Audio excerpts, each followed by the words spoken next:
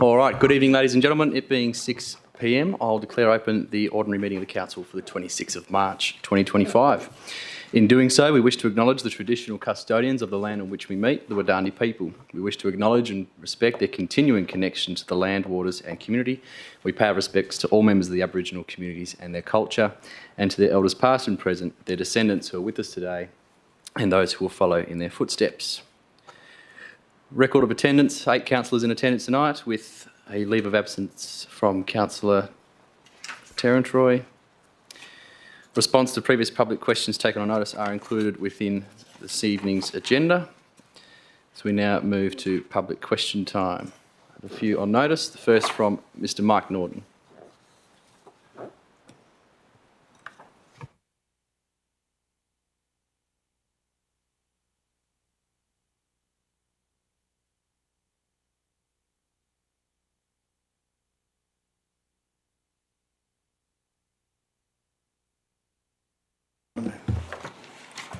Okay, there we go. Thank you, Mr. Chairman. Buinup Saleyards. If Elders and Nutrien, that is Walser, decline to comply with their Saleyard update agreement, that is hard roof, non-slip flooring, matting and extended truck ramp access area, by the 26th of March 2025, does that non-compliance of that particular part of the contract void the original 10-year Saleyard agreement with the Capel Shire? If so, how does the Capel Shire intend to replace the original 10-year lease contract to maintain the facility fit for purpose and to comply with environmental and animal welfare standards? Thank you, Mr. Norton, for the question. Council understands there is significant level of industry and community interest in the current situation at the Buinup Saleyards and the proposed future agribusiness precinct. Maintaining the viable operations of the Buinup Saleyards in accordance with legislative requirements and expected standards is an absolute high priority for the local government. There are options available that Council can consider in relation to the completion or not of the capital upgrade works specified under the Buinup Saleyards lease with the WA Livestock Association. Council will consider these options in tonight's meeting. The agenda item will be considered confidentially, as it will include matters that are commercial in nature. Once Council has made a decision on the way forward, information will be made available to the public as quickly as can be done. Thank you, Mr. Chairman. The second question revolves around the Capel Shire's agricultural precinct.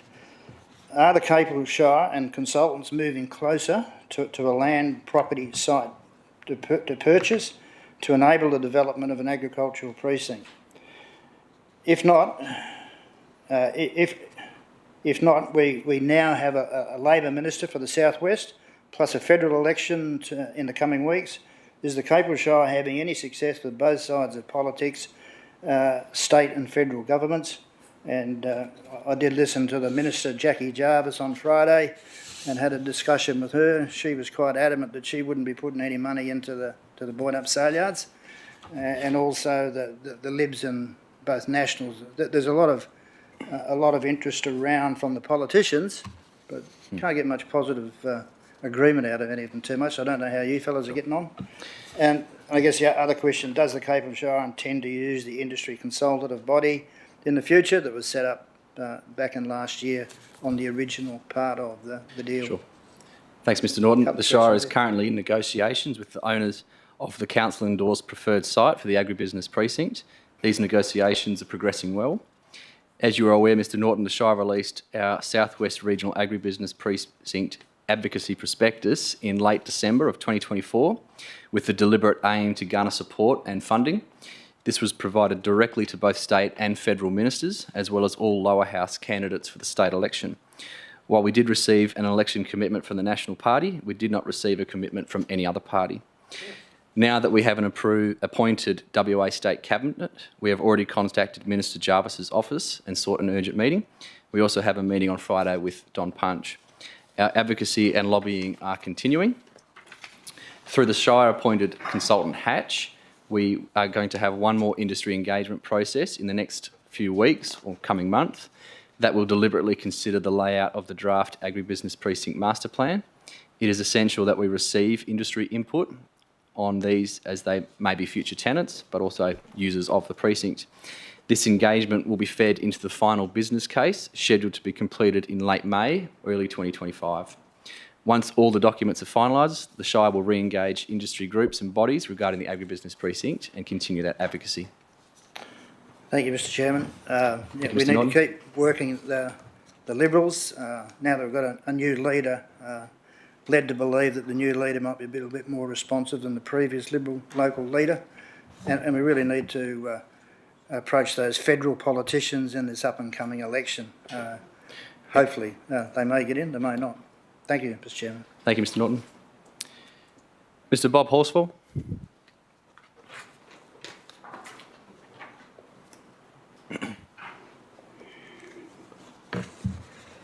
Yeah, good evening to Mr McMillan and all councillors. I refer you tonight to a well-documented commercial chicken operation currently operating at 148 Skippings Road in Boyna. Can Council explain, after a recent stable fly infestation from this chicken farm, which caused local residents to be unable to sell livestock or ride horses, and considerable medical and chemical expenses to eradicate the stable fly, why this chicken farm is the preferred supplier of chickens to a Perth company for sale of chicken meat to the general public for human consumption? So the question is, how is this chicken farm still currently operating without planning approval or a current chicken farm licence?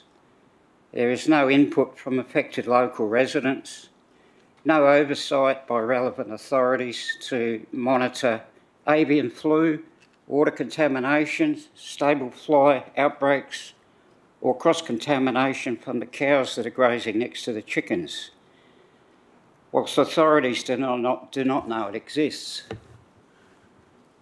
Thank you, Mr Horsfall, for the question. Stable fly can occur when management practices do not occur sufficiently to prevent outbreaks. As previously advised, this stable fly complaint was actioned by the Shire through our environmental health team. The matter of producing poultry for human consumption is currently being investigated by the Shire officers on the site that you've referred to. Biosecurity management are obligations that are the responsibility of the Department of Primary Industries and Regional Development. The local government plays a role through our local emergency management arrangement and local recovery plan if it reaches a significant level.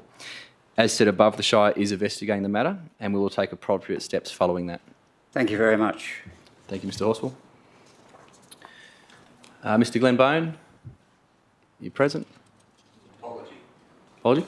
I'll read those questions out after I've got through everyone else that's got questions on notice. Ms Penny David.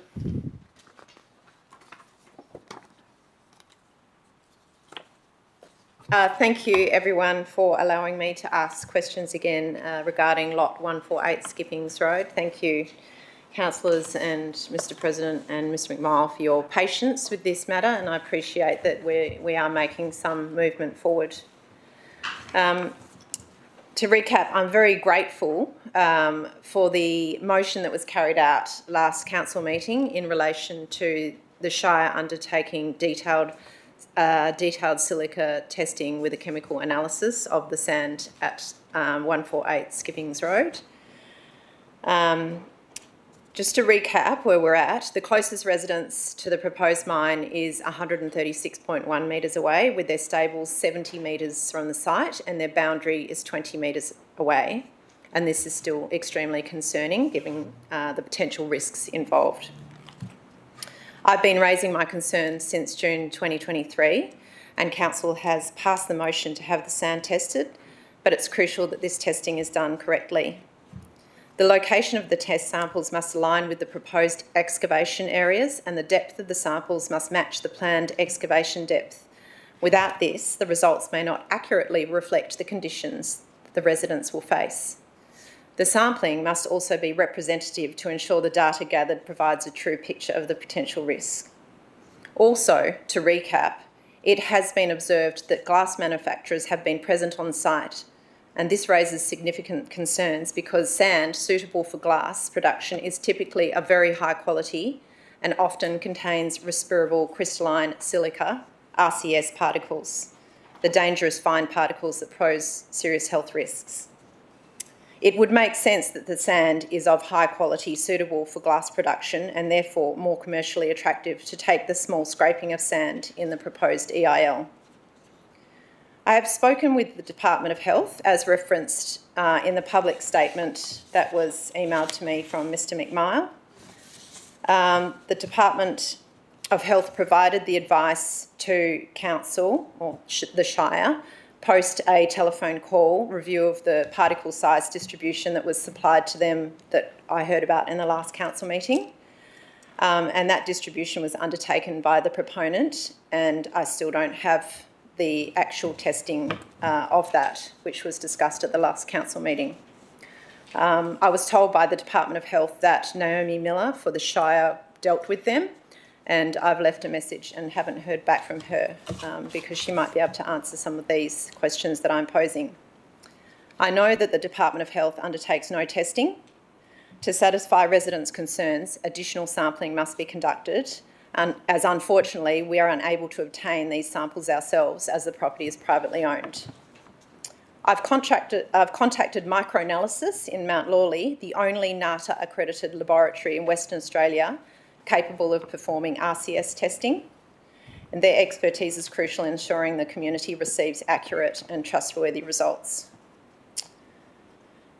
The questions have become confused because I had a question that was taken on notice last meeting and then the motion was carried after that. So I just want to clarify, has an independent consultant been engaged to undertake NATA testing of the material on site at the depth to which the excavation is planned? Thank you, Ms David, for the question. As detailed to you by the Chief Executive Officer's email yesterday, the PSD report provided by the applicant was conducted by an NATA authorised laboratory. The PSD report was completed with a total of 12 sample locations. The Shire has since requested the test sample depths and the coordinates from the consultant and contractor, which would have been recorded as part of the NATA process.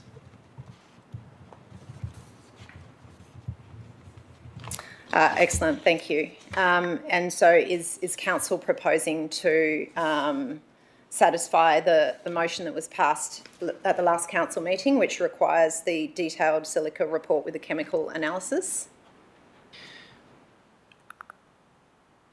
I might give that one to you.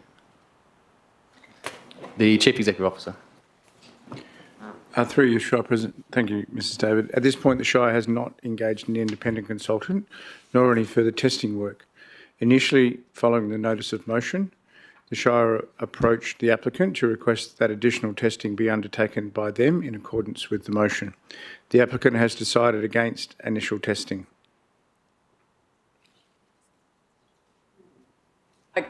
Okay, so was the applicant given a choice? That is correct. Okay, and how does that sit with the council motion? Because I don't know how these things play out. Through you, Shire President, again. So you are correct, just to clarify, Mrs David, we first of all approached the applicant to see whether or not they were prepared to take additional testing of their own accord in accordance with the notice of motion that was passed and endorsed by Council. They've declined.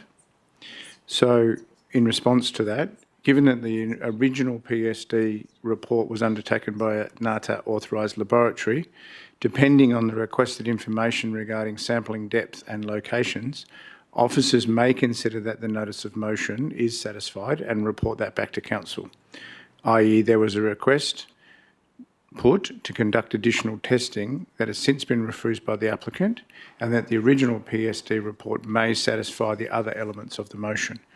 Depending upon the response that we get back on sampling depth and location, the Shire may need to consider further options. Okay, thank you. Thanks very much. Thank you, Ms David. Mr Macaulay.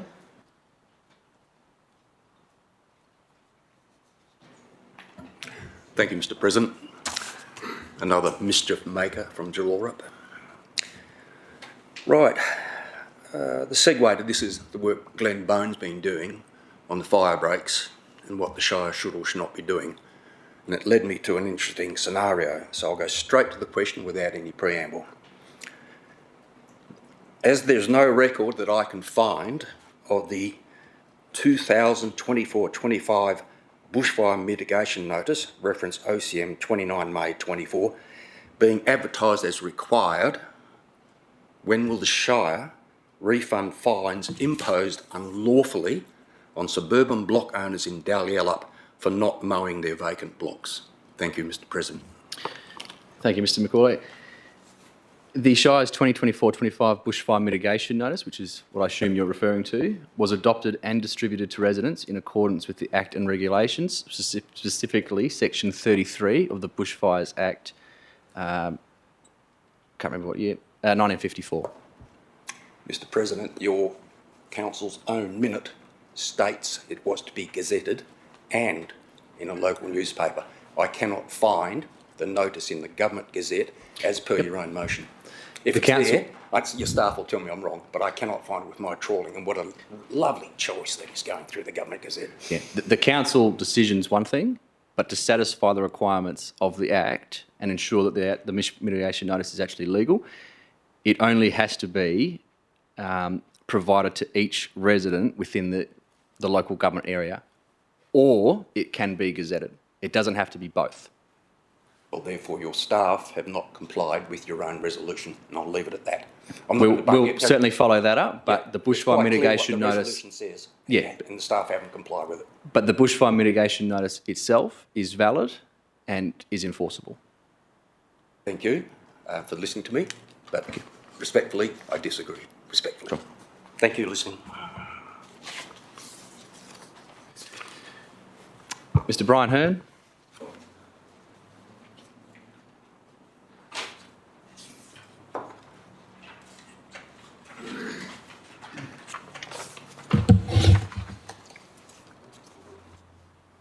Thank you, Mr. President.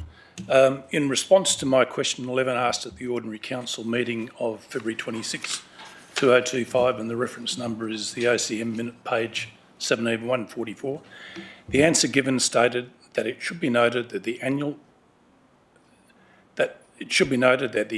audit report, it should be noted that the annual report does not need to contain the auditor's opinion. Given section 5532H of the Local Government Act 1995, was the answer given correct? Thank you, Mr. Hearn. The answer given was correct. Section 5.532H of the Local Government Act 1995 states that the annual report will contain the auditor's report. This was included in the published annual report as the auditor's financial report. The auditor's opinion is a separate document, as stated at the February meeting. The auditor's opinion, which is usually included in the Shire's annual report, but was unintentionally missed as part of the 2024 report, and that is also on the agenda this evening to be corrected. It's not an unintentional, it was unintentionally missed. It has been included as part of previous annual reports, but the Act and regulation does not specify the auditor's opinions there, as long as the auditor's report's there. That's the one specific that it has. So what you're saying is contrary to what's on page 279 of tonight's agenda. That's fine. Because 279, I'm not... page 279 of tonight's agenda says it's got to be included. The auditor's financial report? Yes. No, the auditor's opinion. Page 279. Anyway. That's not the advice I have received, so Well, thank you. that is what you have a look at if you like. You've got it there. Page 2 says the annual report will include the Auditor General and the auditor, the OAG audit opinion report. Okay. That's what it says. So your answer again is contrary to the Act and contrary to what is on page 279 of tonight's agenda. Okay. I've provided the answer based on the advice I have received. So who provided the advice? Was it the staff or was it the Auditor General's office? Based on advice I've received from staff, from Wowga, and my own research. Okay. Thanks, Mr. Hearn. Second question. At the annual electors meeting asked the following question. During the month of June 2024, how much interest revenue was foregone by holding funds in excess of $200,000 in its Bendigo bank account rather than investing the balance of the funds held at call with the WA Treasury Corporation at an on-call rate of 4.05%. The answer given stated the Shire would earn $1,562 if 7 million was invested for 2 days and 6,750 if 2 million was invested for 30 days at 4.05%. That is not the question asked. So just a bit of background, given that the opening cash held on the 1st of June totalled 2.733 million, the number of term deposits redemptions in June, 7 totalling 9.2 million, and the number of investments that were reinvested totalling 4.8 million, there was obviously significant cash inflows into the Shire's account during June. So I'll ask the question again. The question that remains to be answered, put in its simplest form, is how much interest revenue was foregone by holding the funds in excess of $200,000 in its Bendigo Bank account rather than investing the balance of the funds held at call with the WA Treasury Corporation. And then I've given you 2 simple examples, one for the 1st of June and one for the 30th of June. And the interest foregone just on those 2 days, based on the little bit of information that I know, is over $1,000. Thank you, Mr Hearn. The Shire's financial management practices ensure sufficient funds are available for operational needs, and cash flows vary daily based on incoming revenue and outgoing payments. I have looked into this matter thoroughly, and while I acknowledge that some funds were held in the Bendigo Bank municipal checking account at 0% interest above what was required, across this financial year, this averages out to be $127,224.75, based on the variance between funds in the municipal checking account and the funds spent each month within this financial year. As a static figure, this would amount to $423.03 in interest foregone. If it was a scaled figure, this would work out to be $4,479.61 in interest for the full month. These estimates provide a reasonable indication of potential interest revenue foregone. The Shire remains committed to optimising its interest income while ensuring liquidity for operational needs, and has committed to exploring options for interest-bearing trading accounts to improve financial outcomes in the future. Finally, I'm not of the opinion that excess amounts are being held in the cheque account for extended periods of time. As was previously stated, the $7 million that was in the checking account on the 30th of June was only received that day as largely from the financial assistance grant from the federal government, of which we had no knowledge it was being received. Had we been aware of that, the checking account would have been altered prior to that. All due respects, if you take out that financial assistance grant, which is 2.5 million, you still would have had 4.5 million there. The financial statements are a snapshot of the monthly financials for one point of time at the end of the month. There are full accrual accounts. There are things that happen daily that vary those amounts. We're only talking about specifics at one point in time at the end of the month. So they're full accrual accounts. It's not a reflection of what actually they look like day to day. Yeah. So why is it then that on the 30th of the month or the 31st of the month, for every month of this year, you've had in excess, well, I think the average is 3.308 million on that particular day, if that's the snapshot in time? I mean, why is that particular day always the day where you have millions of dollars invested at 0%? The average for this financial year works out to be a little over $2.5 million. That average is inflated because of the $7 million available at the start of the financial year. However, as has been previously stated too, Shire officers aim to maintain about a bit over $2 million within the checking account to ensure the Shire has sufficient funds to fund its operations. In a single day, the Shire can have hundreds of thousands of dollars go out simply because of salaries or certain invoices that may come in. Well, we have to ensure we can pay our creditors. Well, finally, if I ask for freedom of information on the daily balance held during June, will it be provided? I mean, I can't answer a question on how an FOI might be determined. Right. That's not up to me. Because it's not confidential information, is it? I can't speculate on how an FOI might be answered, Mr Hearn. Well, I can see that's what I'll have to do, and waste my money because thank you, such Mr. a Hearn. simple thing. So obviously we've foregone 48 grand, so that's a start. All right, the final questions I received on notice from Mr Glenn Bone.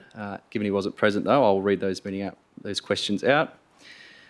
Question 1, Section 7.12A2 of the Local Government Act 1995 provides that 2, without limiting the generality of subsection 1, a government is to meet with the auditor of the local government at least once every year. Has this occurred in 2024 and 2025, and if so, when? The response to that is that the meetings in 2024 and 25 calendar years were as follows. There was the entrance meeting on the 29th of May 2024, the exit meeting on the 29th of November 2024, and the entrance meeting on the 19th of March 2025 for this year. A further meeting will occur in 2025 for completion of the 24-25 financial audit. Question 2, would Council please put its House in order by endorsing the content of item 2 of minute AC 02411, that Council endorse the Financial Audit Management Report for 2023-24, attachment 6.1.1. Response is the Financial Management Letter and the Independent Auditors Report 2024 are included in the published agenda for the Audit and Risk Committee for the 11th of December 2024. Council will endorse the final Audit Management Report when the confirmed minutes are presented to Council in the future. However, as mentioned, this report is available to the public already through the already published Audit and Risk Committee agenda and draft minutes.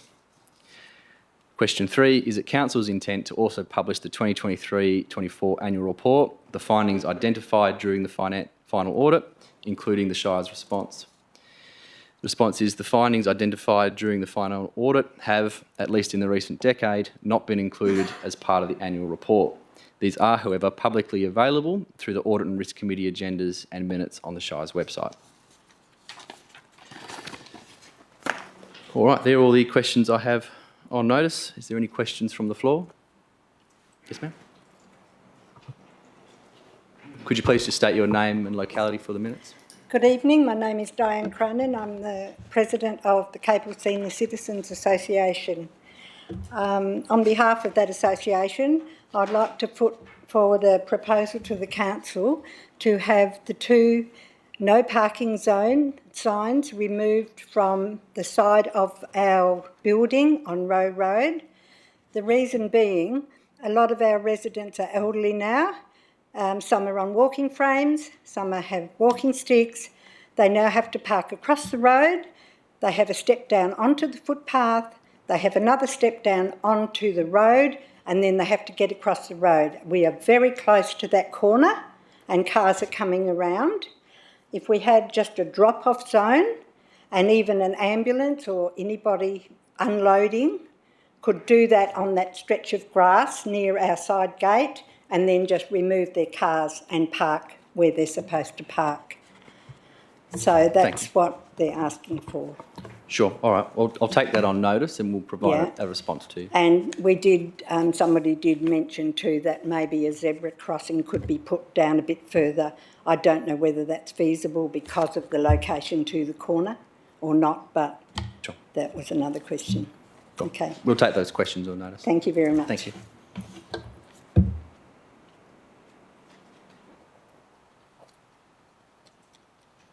Are there any further questions from the floor? Ms Davis?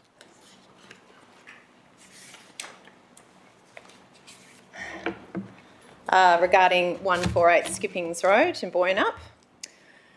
I'm disappointed, frankly, that the motion in the February 2025 council meeting has been considered to be non-binding, given that the time and consideration that went into really specifying what was required in that meeting last month.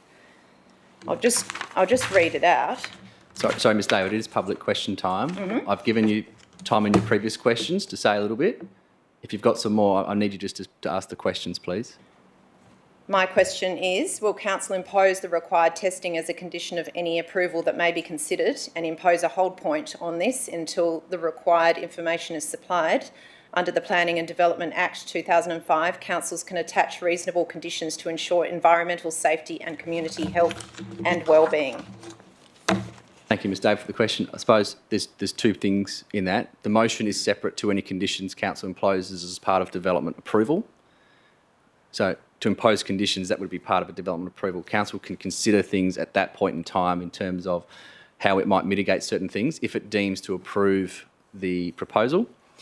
for its extractive industry licence. Mind you, the development is already approved from the JDAP. It's to come to council only for its licensing, where That's it can, correct. yeah, which it and can the also council can consider. impose conditions on that licence. It can, as part of an approval, Yep. but it remains to be seen what council may decide, whether it approves, refuses, or something else. In relation to the motion, as stated by the CEO, they have contacted the owner.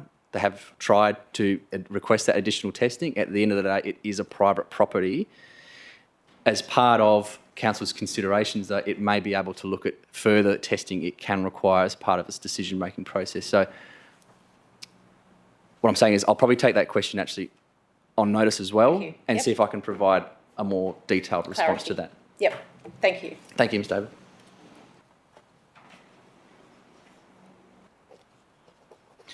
All right, are there any further questions? No? All right, we move to applications of leave of absence. Are there any requests? Already got. Nothing further. Declarations of interest. There are a few this evening from myself on item 13.1, an impartiality interest, and on item 20.1, an indirect financial, and from Councillor Terry Sharp on item 13.1, an impartiality, and on item 20.1, an impartiality. Notice of items to be discussed behind closed doors. There are two this evening, 20.1, the Boynup Sale Yards update of compliance and lease conditions, and 20.2, honorary nomination of honorary freeman of the Shire of Capel. We move to confirmation of the minutes. I would like to move those with an amendment. The amendment is that in addition to the officer's recommendation, after identification, insert a comma. Additionally, correct council decision OC/2025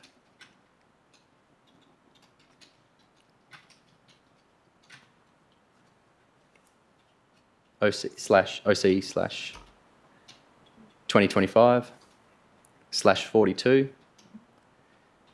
Move it to Councillor Mogg.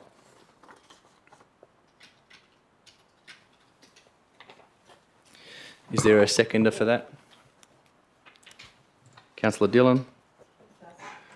That's right. Nothing much to say on that amendment to those minutes. Just to clarify in the February meeting minutes, after the amendment to that motion, it just has the incorrect mover for the substantive motion. So just to correct that back to Councillor Mogg. Nothing further from the seconder. Anything from the chamber? No. I'll put those minutes to the vote. Those in favour? That's carried unanimous. Announcements by the presiding member. My report's attached there. A bit quieter the last few months. The other thing is item 15.1 has been withdrawn from this evening's agenda. We now move to petitions, deputations and presentations. We have one presentation this evening from the Capel Marron Farm Tourism Facility. Jordan Parker.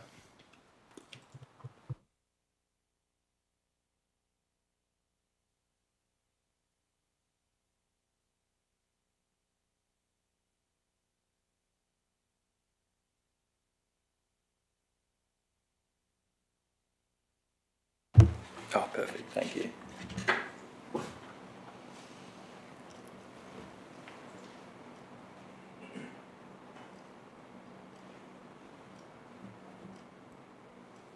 Perfect.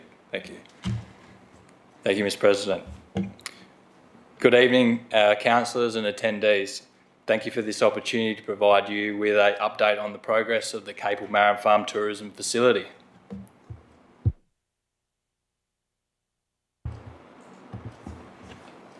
Oh, there we go. Located just 3 kilometres from the town centre on Goodwood Road, our tourism facility sits on one of Australia's largest marron farms, spanning over 120 acres. Established in 1988, the farm was initially formed to showcase sustainable aquaculture, and today we're bringing that vision to life. My business partner Scott and I took over the business in 2020 with a mission to open the farm up to the public through this unique tourism development. The venue was designed to provide the public an insight into sustainable marron farming practices whilst also acting as a hub for the local Capel community. As you may be aware, the project was granted development approval at the September 2023 Ordinary Council meeting, and construction has been underway for nearly 2 years now. We're now entering an exciting phase as we prepare to open our doors towards the end of this year.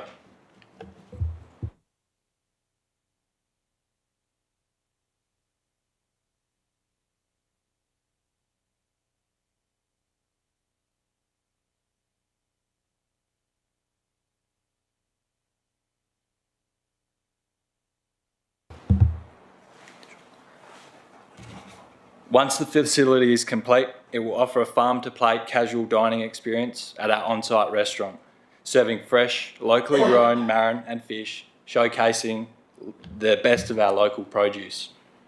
Not only this, but the facility will offer educational tours where visitors will learn about sustainable marron farming through the Underwater Discovery Centre and observe the full life cycle of these fascinating creatures. The venue will also have an interactive experience component for families and school groups, which will include fish feeding and pond tours. Our vision for the facility was not only to highlight sustainable aquaculture, but to serve as a community hub for education, dining and events.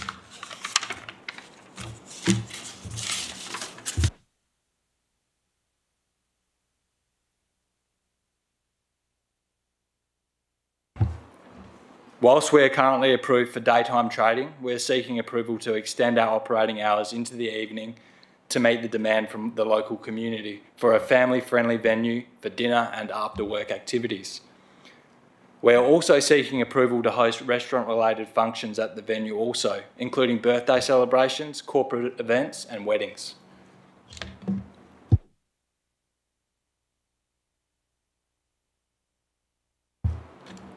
The project is set to deliver significant benefits to the Capel region, including job creation in hospitality, tourism and agriculture, whilst also increasing visitation into the area, supporting nearby businesses.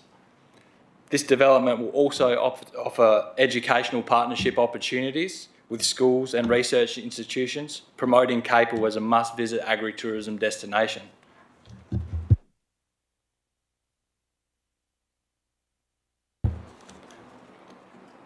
Construction remains on track for a November 2025 opening, and we'd like to extend our thanks and appreciation to the Shire of Capel, the South West Development Commission, and of course the local Capel community, for whom this project would not have been possible. We look forward to welcoming you all and appreciate the ongoing support as we bring this vision to life. Thank you for your time this evening.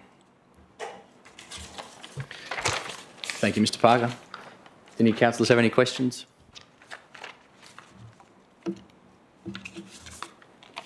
No? Thank you. Thank you. All right, motions of which previous notice has been given, there is none, and questions of which previous notice has been given, there is none. We now move to Chief Executive Officer reports. 13.1, the motions from the 2025 annual meeting of electors. Impartiality interests have been declared from myself and Councillor Sharp, given that we're both members of the Shire's Bushfire Brigade service. All right, is there a mover for those motions? Councillor Mogg. Is there a seconder? Councillor Ferguson. Councillor Mogg. Thank you, Chair. I'd like to move the motion as read.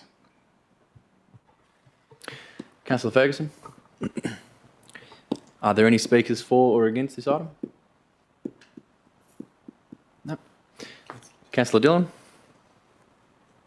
Thank you, Mr. President. Just to flesh out this item a bit, basically this is just accepting those two motions from the annual electors meeting, both of them pertaining to our local volunteer bushfire brigades. For those who are interested as well, all other questions from the floor were documented in that item as well. Are there any further speakers? Councillor Mogg, do you wish to close? I'll put that to the vote. Those in favour? That's carried unanimous. Infrastructure and development reports. 14.1, Local Planning Policy 6.14, Temporary Residential Accommodation, consideration for advertising. Moved by Councillor Ferguson. Is there a seconder? Councillor Mogg. Councillor Ferguson.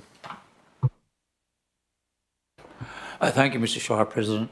Look, I'm moving the motion and we'll leave it intact as it is printed on the paper for my concern, but I have discussed the fact that there's a certain degree of ambiguity in respect to the Section 1, the provision of the sizing, lot sizing, the allowance of temporary accommodation that isn't actually a mobile home, in other words, a non-caravan. I understand that this policy will now go out for public and community consultation, and when it comes back, we might have the opportunity to address that issue, but I won't trouble the councillors with my concerns this evening. Thank you. Councillor Mogg. Are there any speakers against the motion? Speakers for? No. Councillor Ferguson, you wish to close? No, thank you, Mr. Shire President. I'll put that to the vote. Those in favour? That's carried unanimous.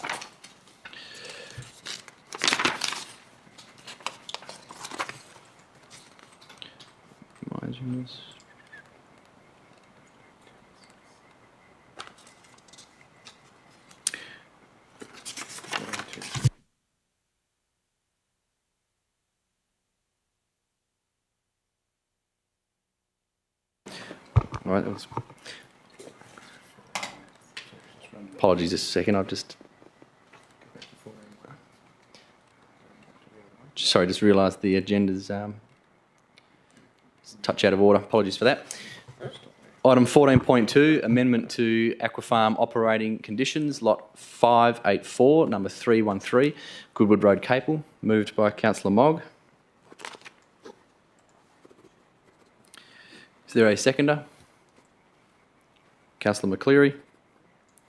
Councillor Mogg. Thank you, Chair. I move the motion as read. Councillor McCleary.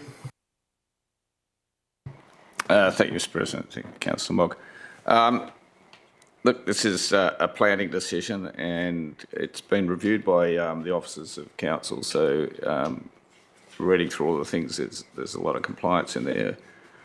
I did have some concerns about the opening hours and maybe the passage of vehicles past the neighbouring properties and things like that. But as far as the planning situation is with this, it's mostly compliant with the Act, and therefore I move the motion. Sorry. Are there any speakers against? Speakers for? Councillor Ferguson. Thank you, Mr. Shire President. Look, I'll support it, but I do appreciate that in earlier discussions there were some concerns about the implications of the closing times as they were extended through to 12 p.m. on the Friday and the Saturday. And I wonder if we might invite the CEO to express a view as to precisely what that means, because at the moment I think there's a degree of ambiguity in respect to that. The Director of Infrastructure. Sorry. The Director of Infrastructure and Development. Thank you. I might just need some clarity in terms of what the question was about, because I wasn't privy to that, any previous conversations around that. Would you like to restate the question, Councillor Ferguson? Thank you, Mr. Shire President. During our discussions, there was some ambiguity as to what the actual finishing time would be and how that would relate to the additional hours, additional days of trading on the extended hours of 9 to 12 a.m, or 12 p.m, possibly, but anyway, midnight on the Friday and the Saturday. There was a suggestion that if in fact you actually cease trading at 11:55, you weren't actually using up one of your allotted annualised trading days. And I wonder if the CEO or our director could clarify how that interpretation or how that motion might apply to this particular condition. The Chief Executive Officer. I might assist the director on this one, given that he wasn't part of the other conversation. So the current recommendation in the amended development application, if approved by council, would basically say, except without prior written consent, the approved must operate between 9 a.m. and 10 p.m. on Monday to Thursdays, 9 a.m. to 12 a.m. midnight, Friday and Saturday, 9 a.m. to 10 p.m. on Sundays and public holidays. And they would be considered normal operating hours in my description. In addition to those normal operating hours, a maximum of 12 events per calendar year will be permitted to finish at 12 a.m. on a weekend, which would have an effect of allowing 12 times a year, so the Marin Farm could operate, if approved by council, to midnight on Friday and Saturday. In addition to that, on 12 events per calendar year, the Marin Farm would be allowed to go longer than not close on at 10 p.m. on a Sunday, but be able to go to midnight on a Sunday to accommodate weddings, functions and other things like that, as Mr. Parker indicated in his presentation. So it wouldn't have any effect on the Friday and Saturday trading, but it would have an effect on a maximum of 12 events per year on a Sunday for the purposes outlined by Mr. Parker in his presentation. Then I'd like to foreshadow a motion, Mr. President. Foreshadow, councillor, yes. And that the condition, in addition to in reading a maximum of 12 events per calendar year be diminished at 12 a.m. on weekends, I would like to amend that a maximum of 12 events per calendar year be permitted to finish at 10 a.m. to 12 p.m. on the weekend, namely the Sunday. Now that would then clarify, if I may elaborate, that would then clarify that you couldn't technically, and I'm not sure that the operators would have this in mind, but I mean, you couldn't technically operate to then 11:55 and not utilise that allocated one of those 12 events per year. And I can't see how making an amendment such as I've proposed or foreshadowed would in fact have any deleterious effect on the intended operation, but would have a clarity for the community that in fact they can't run till near midnight and then utilise that, not utilise that option of taking up those 1 and 12. Sorry, councillor, sorry, I was just clarifying something, but you can't actually speak to your foreshadowed motion just yet. My apologies, But Mr. Shire President.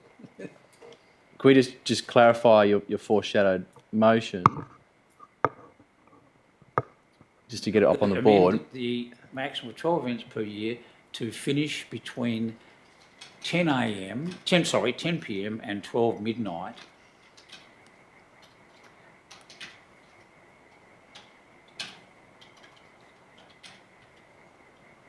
So you're foreshadowing that, councillor? Yes, I am. On a Sunday. On the Sunday, yeah, on the Sunday. Okay. All right.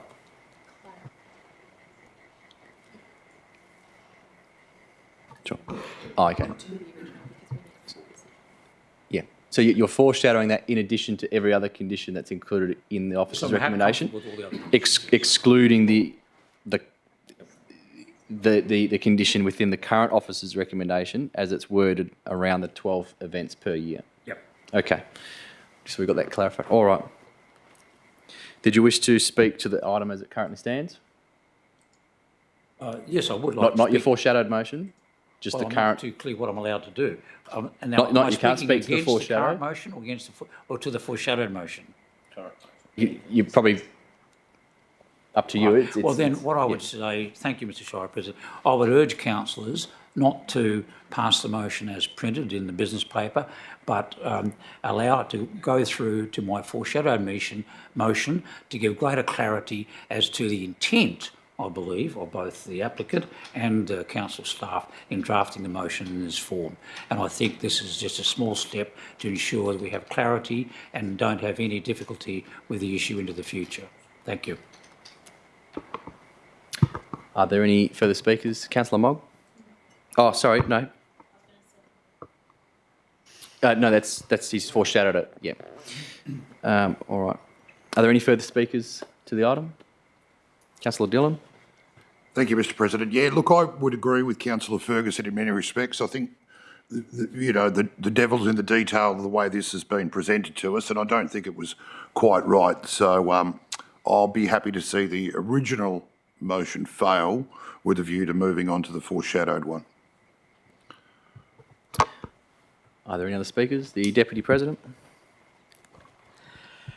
All right, I think we're going the wrong way about this. There's a few things to address here. The first is the interpretation of what that fourth point in regards to 12 events has changed drastically since the agenda briefing last Wednesday. So we've started in a place of an understanding that what this is in fact saying is that there is 12 events that are approved to be able to operate until midnight on a weekend. That is separate to the standard hours of operation for the restaurant and other components of the business. So we've only gone and muddied the waters again by now including this understanding that we're actually just referring to the Sunday and an extension of the current trading, because the two things actually deal with two very different things in my opinion. One deals with the operations of the business and the operation of the restaurant, and the other actually deals with the operations of events. To be quite frank, I'm quite supportive of ditching that that component altogether and allowing the business to operate as it wishes, when it wishes, within the time frame that's actually allocated to it within its conditions. Do I agree that that condition is probably written the wrong way? I think it's in some way written backwards. It should, as Councillor Ferguson is attempting to foreshadow, it should actually deal with the idea of events running past 10 p.m. rather than up until 12 a.m. If I was a savvy business person who happened to have a marron farm, I'd run my events up to 11:45. So I actually think I might just amend to scrap that part completely, unless there's any objection. I'm welcome to hear council's objections, but I'm going to move an amendment to remove, in addition to those, we're going up and down, sorry.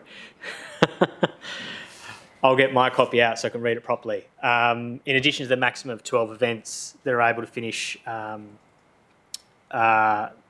So my amendment will be to remove, in addition, a maximum of 12 events per calendar year will be permitted to finish at 12 a.m. on a weekend. I didn't catch the last bit. So my amendment will be to remove that sentence entirely. We'll just get it on the board. So essentially, as part of the condition 14, after the operating hours, it's to remove that fourth condition there around the 12 events per calendar year are permitted to finish at 12 a.m. on a weekend. So it's just removing that entirely. So we'll just get it on the board to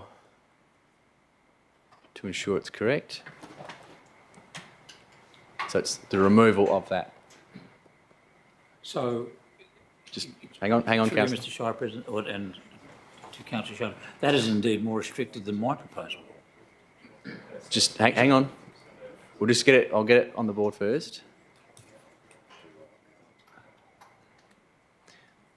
All right. Is that your amendment, Councillor? Yes. Yep. All right. I will second that.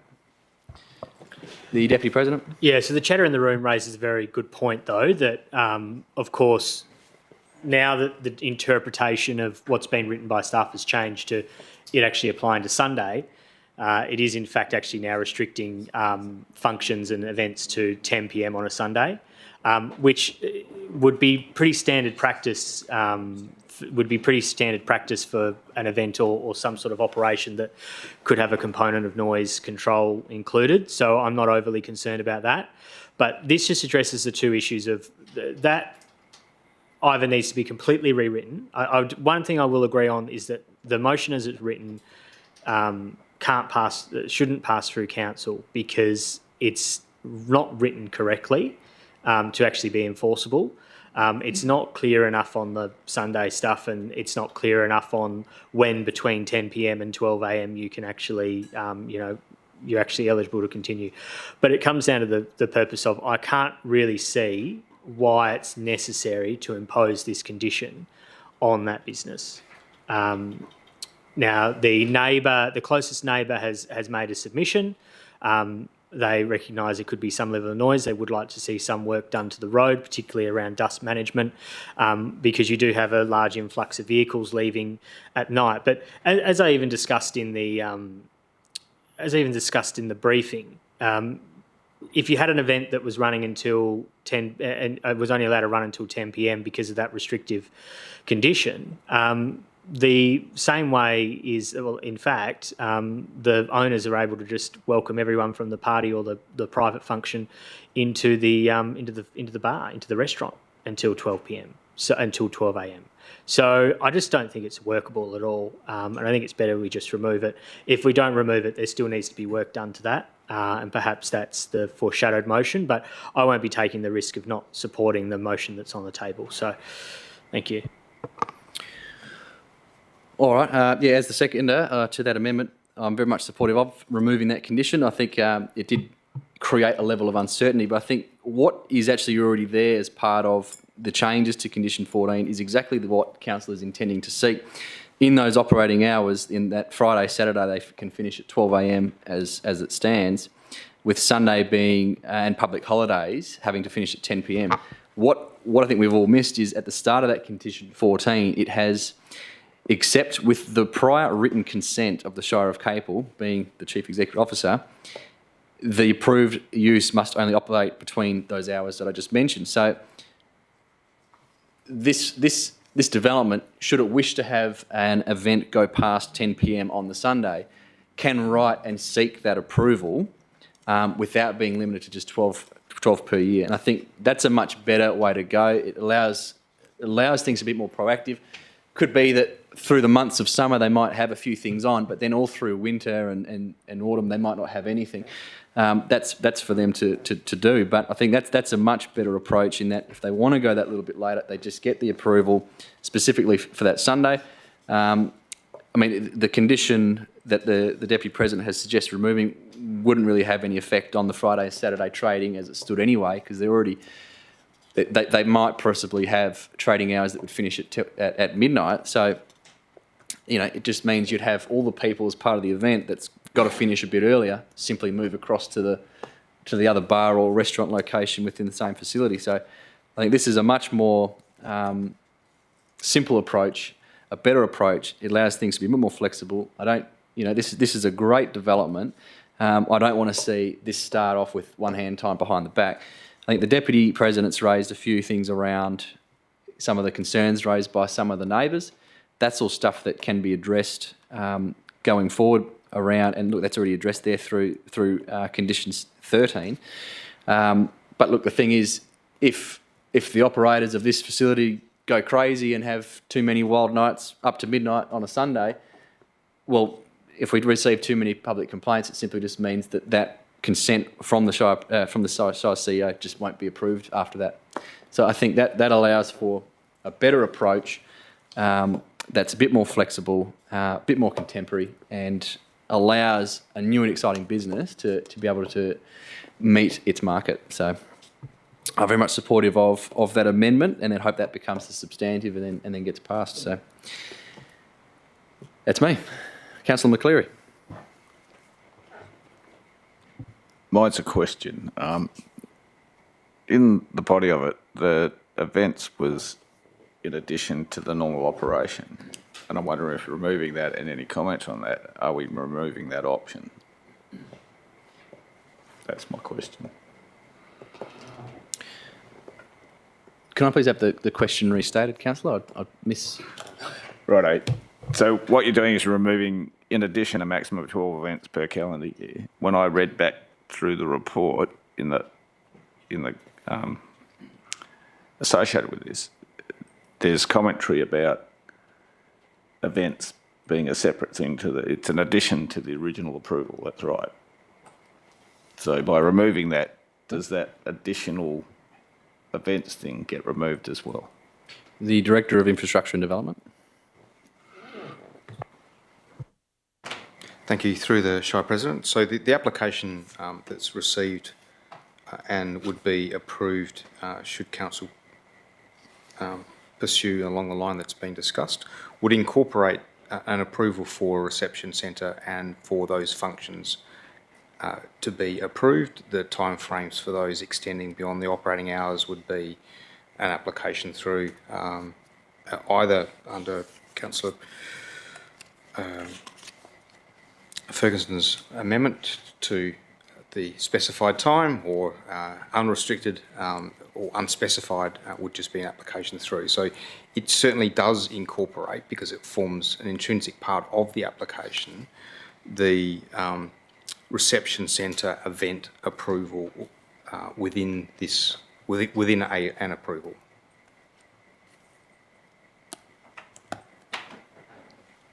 Follow-on question, if I may.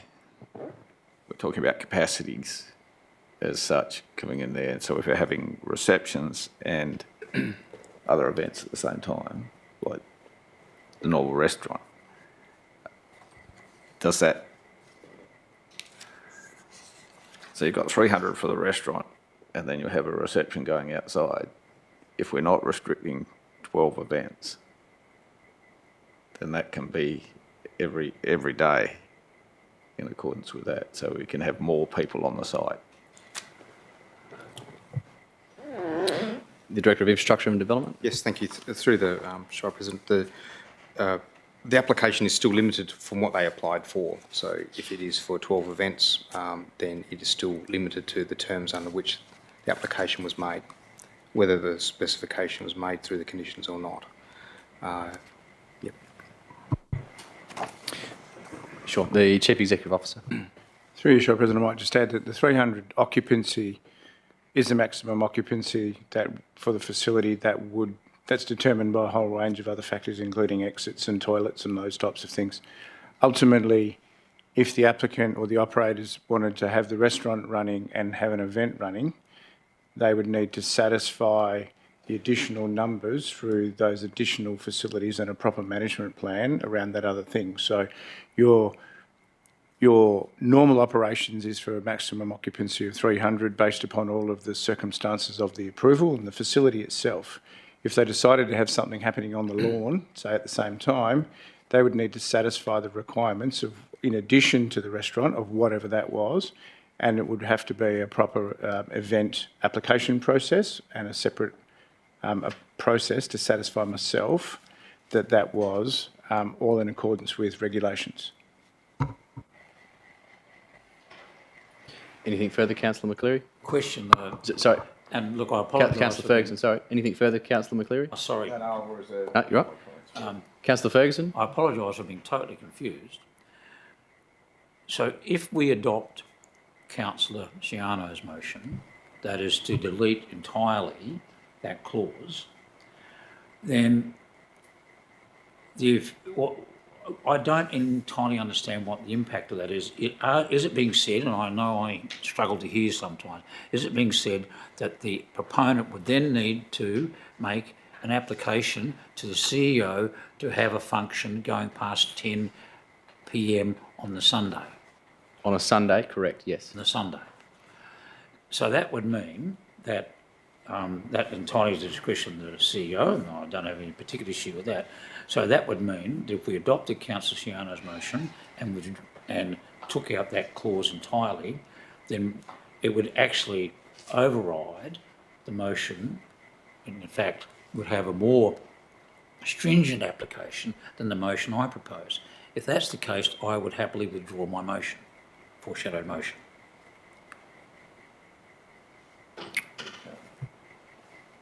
I'm hazardous to provide advice on whether it does or not, because technically that's a second way I can contribute. So Look, I'm prepared. I'm happy if unless the officers can answer that question yes or no. I don't want to directly say it, considering it might influence debate on something that I'm trying to influence as well. Can you answer that with impartially, the CEO? Through you, Shire President, if I can take that as a question, Councillor Ferguson.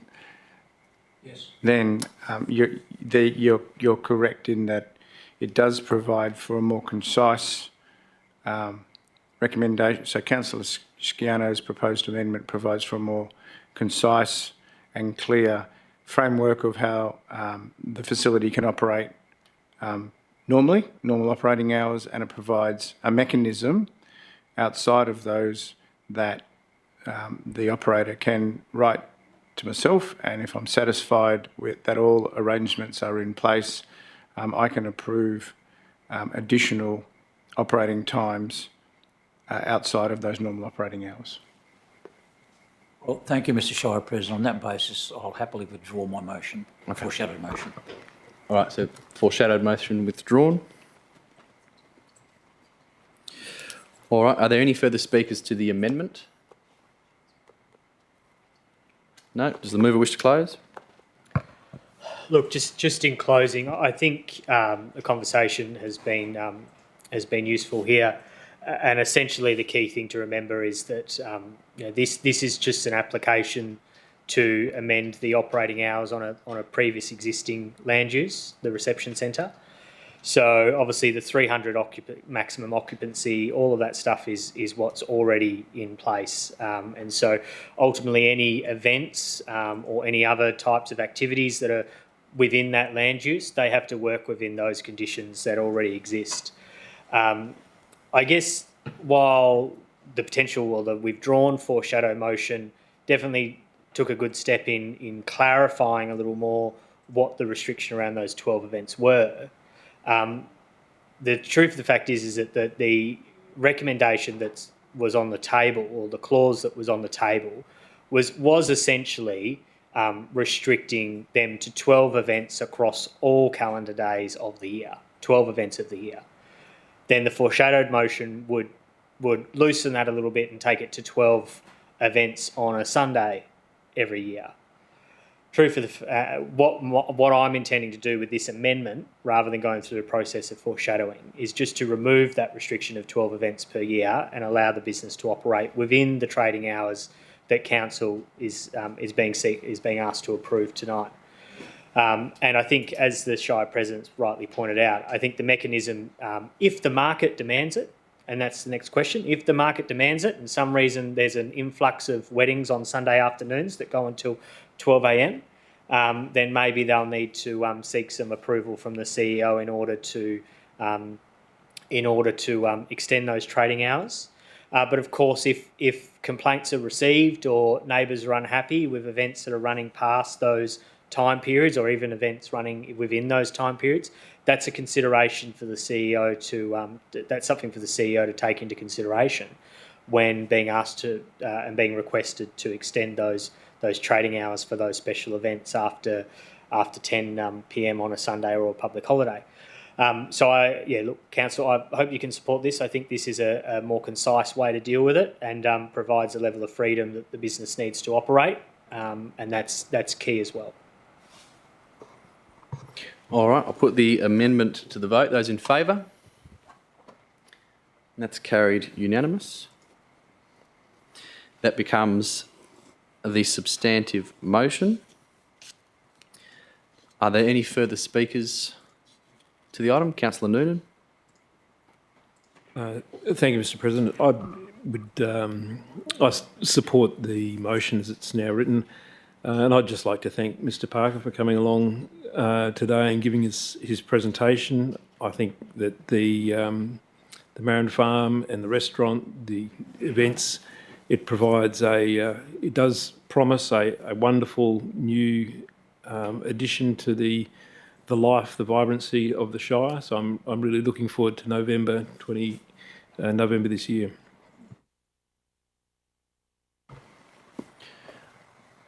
Are there any further speakers to the item? No. Councillor Mogg, do you wish to close? I'll put that to the vote. Those in favour? That's carried unanimous.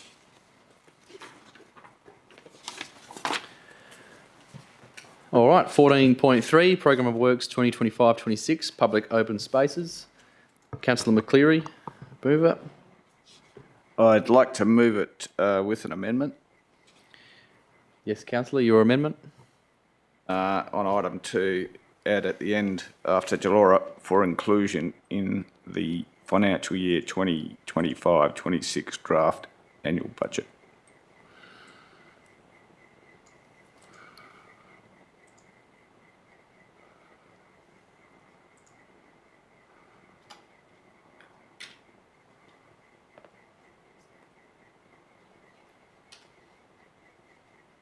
All right, that's your motion with the amendment on the board, councillor?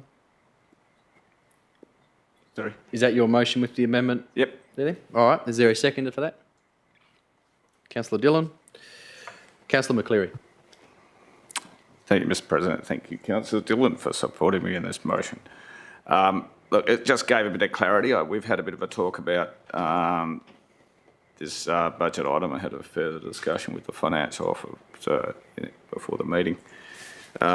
This just means that it comes up in the draft annual budget and we get a further look at it, but it's certainly a needed item, but I'd like to consider it within a total budget for next financial year.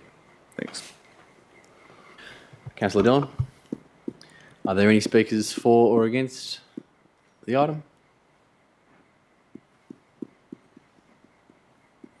No? Anything further, Councillor McCleary? Councillor Noonan, is that a question?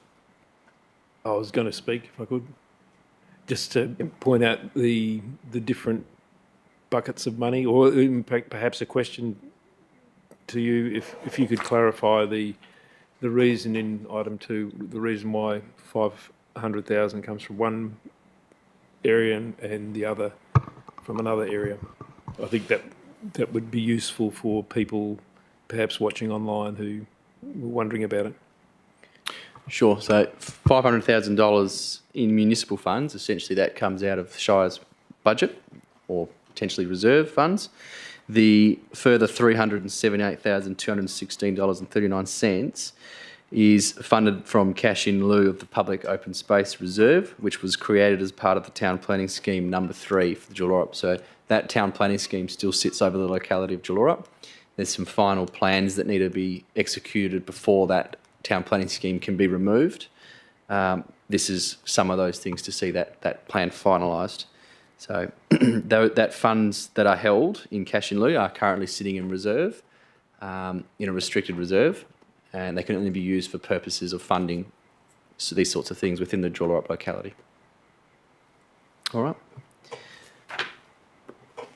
If there's nothing further, Councillor McCleary, just to close. I'll put that to the vote. Those in favour? That's carried. Unanimous. Community and corporate reports, 15.1, community funding policy. As stated earlier, that has been withdrawn from this evening's agenda. 15.2, community budget requests for the 2024, the community budget request for the 2025-26 financial year. Is there a mover for those requests? Councillor Mogg. Is there a seconder? Councillor Noonan. Councillor Mogg. Thank you, Chair. I move the motion as read. Councillor Noonan. Thank you, Mr. President. Yes, I'd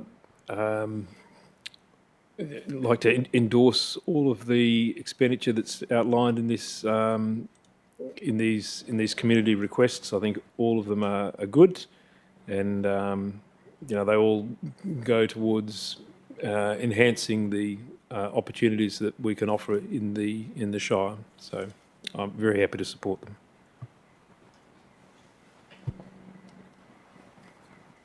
All right. Are there any speakers for or against the item? Councillor McCleary. Thank you, Mr. President. Thank you, my fellow councillors, for moving this. This is a very good layout. It's had a lot of review by staff and come up with a good outcome. There's a bit of a spread throughout the Shire where money is going to be spent. Are there any further speakers to that item? Councillor Mogg, anything to close? I'll put that to the vote. Those in favour?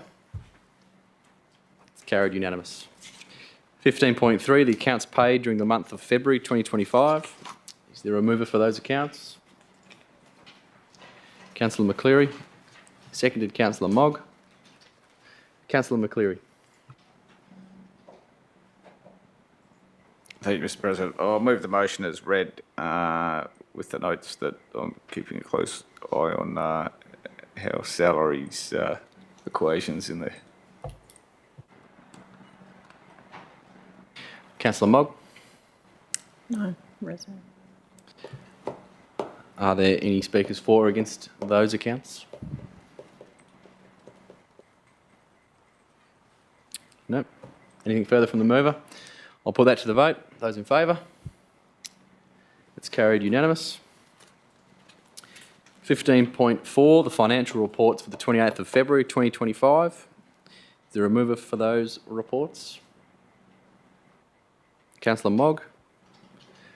Seconder, Councillor Ferguson. Councillor Mogg. Thank you, Chair. I move the motion as read. Councillor Ferguson. Thank you, Mr. Shire President. Again, a very detailed and comprehensive financial report, and I commend staff on the presentation and commend it to Council. Councillor McCleary. Thank you, Mr. President. I read through this and especially attached report on capital works, and it's good to see that we're actually showing signs of committing to the purchase of the vehicle outlay. And I was informed that the reason for the delay is initial attempts to purchase these things was not meeting the requirements that we did, and it would seem now we're back online. I'm still a bit concerned about where we're going to finish up at the end of the financial year, and it's a lot of externalities that have been affecting the cash flow and how the budget's going to turn out by the end of June. Are there for or against? Councillor Ferguson. Through you, Mr. Shire President. Question, The Councillor? CEO or the Financial Director. How would they assess our achievement of budgetary outcomes vis-a-vis the works program and other acquisitions? In other words, are we spending it as we want to, or are we still behind the ball? The Director of Community and Corporate.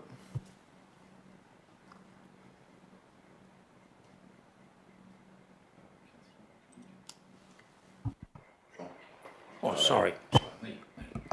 Thank you, Councillor. Through the Shire President, the capital tracking that you see in the financial statements does show that we're behind the trajectory in terms of what we'd like to have spent at this point in time. And obviously there is the intent that we will catch up as those creditor payments start coming through. We do have some big ticket items still to recognise through the Dalyellup Multipurpose Community and Youth Centre, which is a significant capital project that we've got scheduled to spend around 5.7 mil this year. We have had a creditor invoice through of a significant amount, but not significant enough. So it's those types of payments we want to see coming through sooner rather than later. But as the financial statements indicate, that at the end of this financial year, we'd like to see a carry forward position of around 116,000. And obviously, as we finalise the remaining pay periods and recognise those creditor payments, that may increase over time, but any significant variance will try and forewarn council with that in advance. Thank you.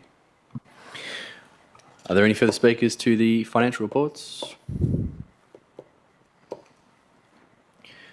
No, I might just say, echo some of the comments from Councillor McCleary, but it is good to look through the Capital Works program update and see that every physical infrastructure project has at least some form of project status against it now, with most either on track or complete, but all of them at least have been initiated, so that's great to see. Look forward to seeing as much of that delivered within the financial year as possible. But certainly noting some of the concerns that we discussed as part of the mid-year budget review a few months ago now. But other than that, good report. All right, anyone further on the financial reports? Does the mover wish to close? I'll put that to the vote. Those in favour? That's carried unanimous. 15.5, the compliance audit return for 2024. Is there a mover for that report? Councillor Mogg. Is there a seconder? Councillor Dillon. Councillor Mogg. Thank you, Chair. I move the motion as read and wait for speakers. Councillor Dillon. Thank you, Mr. President. Yeah, look, this compliance audit return report is pretty good. A couple of minor compliance sort of crosses, I suppose you'd say, from when the committee met a month or two back. It's not, they're not diabolical problems. It's a good thing that they've been picked up on. And I know staff will be looking to not repeat them. So I suppose that's the point of the audit report. I don't think there's too much to get concerned about in there. Are there any speakers for or against the compliance audit return? No? Councillor Mogg, you wish to close? Thank you, Chair. I just share Councillor Dillon's sentiments, and being on the Audit Committee, I'm pleased that the edits and amendments have been changed and we are compliant and ready to go. Thank you.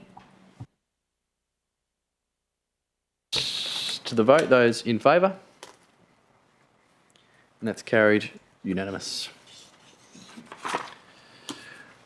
15.6, the Corporate Risk Register Quarterly Report. Is there a mover for that item? Councillor Dillon. Seconder. Councillor McCleary. Councillor Dillon. Thank you again, Mr. President. Look, once again, a pretty reasonable result. A few things that we sort of keep an eye on in that committee, relatively unchanged. Always a big focus on work health and safety. We've taken on a new WHS advisor there. We're aware, but I'm sure we're no shag on a rock when it comes to needing to look at our long-term waste strategy, and also something to keep an eye on for the organisation, providing enough tech support, especially with the new resource program coming into being later this year. Councillor McCleary. I'd just like to concur with Councillor Dillon's comments, and it's always good that we've got actions for us to work towards, and doing well. Are there any speakers for or against the Corporate Risk Register? No. Councillor Dillon, anything further? I'll put that to the vote. Those in favour? That's carried unanimous. 15.7, the 2023-24 Annual Report, inclusion of the Audit Opinion Letter for the financial year of 2023-24. Is there a mover for that item? Councillor McCleary. A seconder, Councillor Mogg. Councillor McCleary.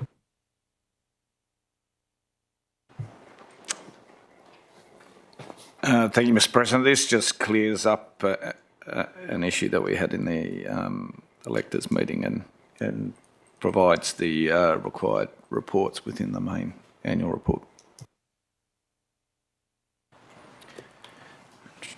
Councillor Mogg. Are there any speakers for or against the item? The Deputy President. Yeah, thank you, Mr. President. I think just to address maybe some of the comments from earlier, and I do acknowledge that the report presented to Council does say the annual report includes, but is not limited to, the OAG's Audit Opinion Report. And just having a look through the Act, and I think it's 7.9A and Section 5. I mean, the Act clearly doesn't specify that the annual report is meant to include so much an opinion report rather than just the auditor's report. But I think this is probably the right move to address the concern raised by the community. And furthermore, I think from what I can understand from the standing orders and from regulations in the Act as well, is actually whether or not the electors' meeting's intention or purpose is actually to endorse the annual report rather than it be presented. So I think with all those with all those facts out there, I think I'm quite happy with the action taken by staff to address it. Obviously, I wasn't at the electors' meeting, so I'm only really hearing from it through the report and through some of the other conversations with constituents and those in the community. So But I will clarify, I don't know whether or not the wording in the background of the report, this is not the recommendation or the actual item that council is endorsing, but just some of the wording in the background of the report, I think Mr Hearns rightly picked up on, is somewhat contrary to actually what is exactly written in the Act. And I think that's what's caused some confusion. So happy to support the officer's recommendation. Are there any further speakers to the item?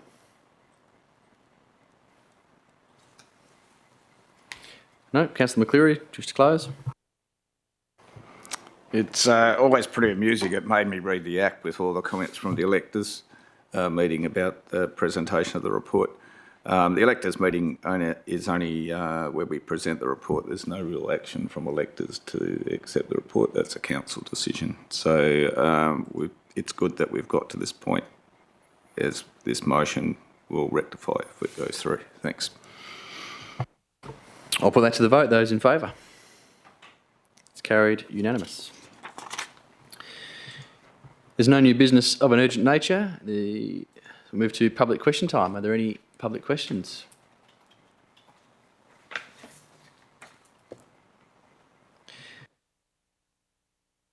Without notice. Are there any motions from the council without notice? Nope. Are there any notices of motion for consideration at the next ordinary meeting of the council? Nope.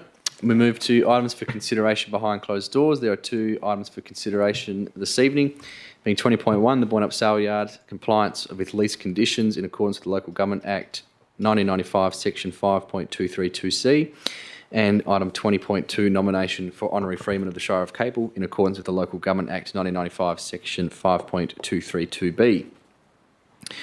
Is there a mover that the meeting go behind closed doors in accordance with the Shire of Capel Standing Orders Local Law 2016-12(1)G?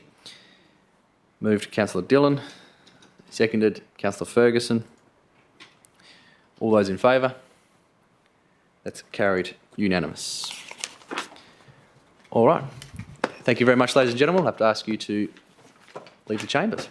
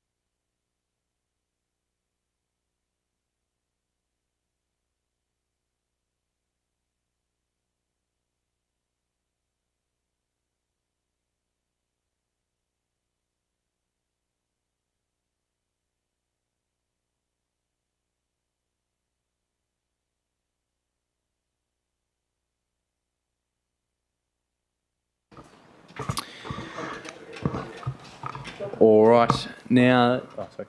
You guys all right? Yeah. All right, yeah. Now that the meeting has returned from behind closed doors, share the following. In relation to item 20.1, the Boyne Saleyard lease, Council voted unanimously to endorse the officer's recommendation. And on item 20.2, the honorary freemanship, Council voted unanimously to 1, the title of honorary freeman of the Shire of Capel be conferred, 2, the Chief Executive Officer be requested to arrange a formal conferral ceremony, and 3, the conferral remains confidential until the ceremony is held. There being no further business on the agenda this evening, I'll declare the meeting closed at 8:31.